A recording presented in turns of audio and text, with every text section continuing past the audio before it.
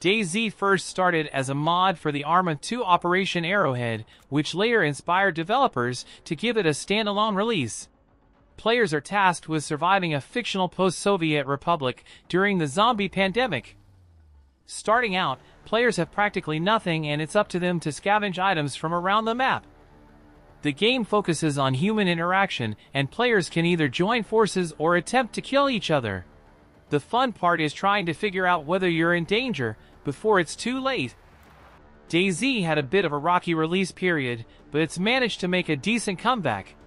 There's a reason why it's been so loved for so long, despite its shortcomings.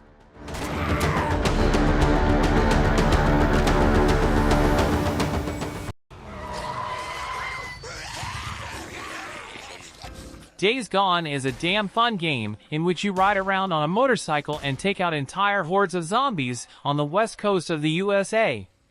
Taking out hundreds of zombies completely alone can give players a feeling like no other, and despite certain negative feedback, the title offers a good time for all, and everybody should experience it while they can.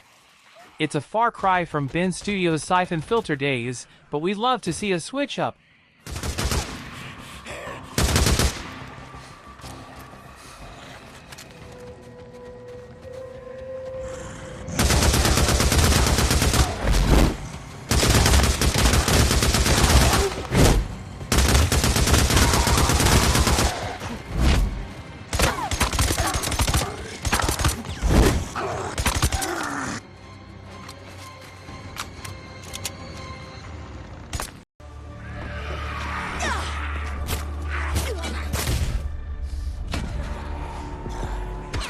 Dead Island 2 is an action role-playing, horror survival, single-player and multiplayer video game with an emphasis on first-person shooting element developed by Sumo Digital and published by Deep Silver. The game serves as the sequel to Dead Island, released in 2011, and brings improved mechanics, controls and highly detailed graphics. The story takes place several months after the event of previous title Dead Island and Escape Dead Island. Unlike the previous event, which set on islands, Dead Island 2 takes place in multiple locations in the fictional California. It offers an open-ended world of Los Angeles, San Francisco, threatened by zombies. The player assumes the role of the survivor who must explore the land to save the remaining people, face zombies, and kill them using a huge arsenal of weaponry while defending himself.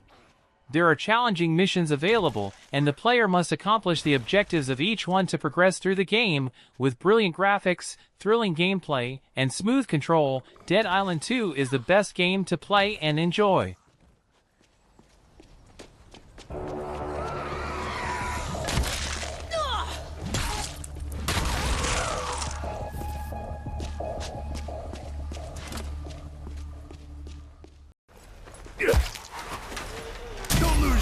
Now. Strange Brigade is a game set in the 1930s that lets up to 4 different players take on mummies, scorpions, minotaurs, and zombies. There are 4 playable characters, all of which are customizable, with different weapons and abilities at their disposal and even the chance to upgrade their equipment. Part of the appeal of the game is that it features branching exploration, allowing you to solve puzzles and get new powers.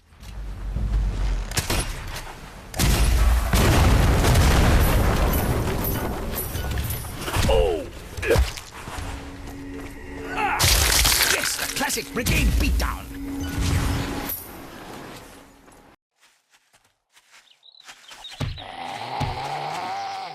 Imagine World War III has destroyed most of the world and the aftermath is a nuclear hot zone that's 7 days to die. Set in the fictional town of Dysmantle, Arizona, you must survive this harsh environment by searching for shelter, food, and water, as well as fighting off deadly zombies that want to eat your brain. This is a fun survival game that lets you delve into those creative juices. The title allows players to create cool builds and use their own primal instincts to make it to the top.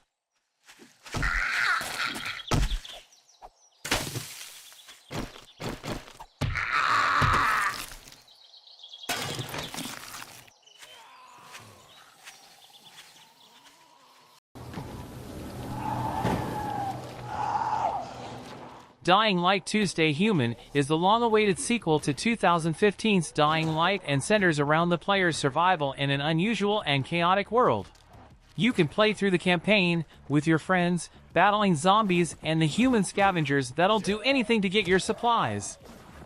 The game's emphasis on parkour and exploration is a fun switch-up when compared to the original, and many have called this title the definitive zombie title for the year.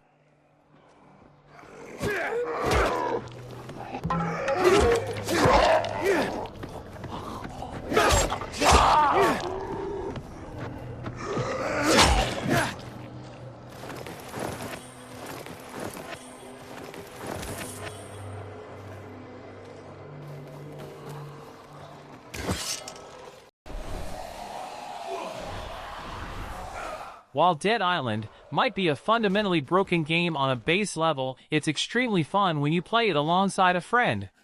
Sure, there are better zombie games out there, and sure, you could play another game on this list, but I don't think many games have ever had a trailer as good as that first cinematic reveal trailer for Dead Island. Just because the game doesn't run perfectly doesn't mean it's bad. In fact, the atmosphere in Techland's tropical zombie romp is something every zombie fan should experience at least once.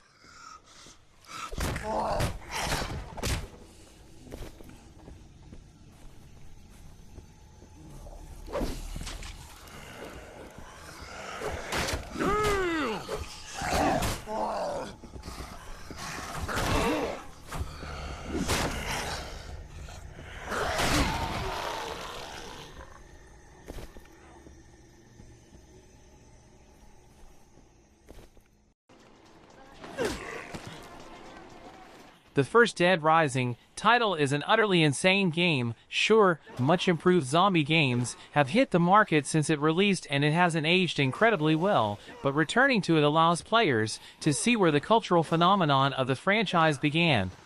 You're trapped in a mall, just like the original Dawn of the Dead movie, and it's up to you to defeat weirder and weirder bosses and save as many people as you can. Sometimes, the most fun game is the one with the simplest premise.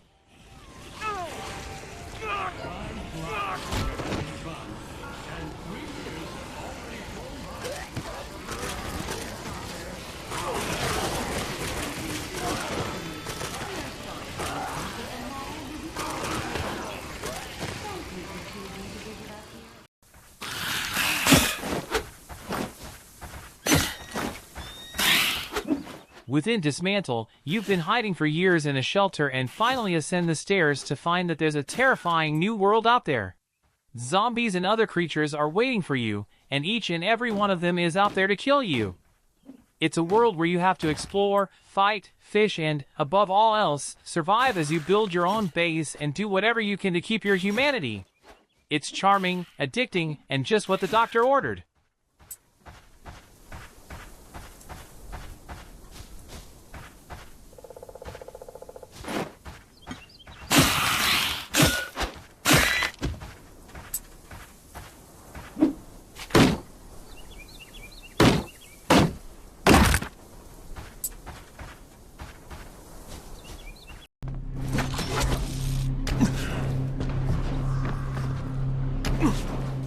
Another Techland creation that used Dead Island for its foundations, Dying Light built on them with expertise and a sprinkle of individuality.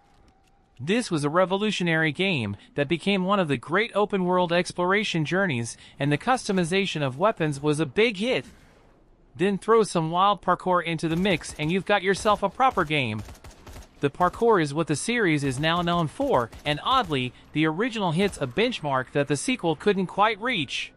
They're both fantastic, but the original has a little something special.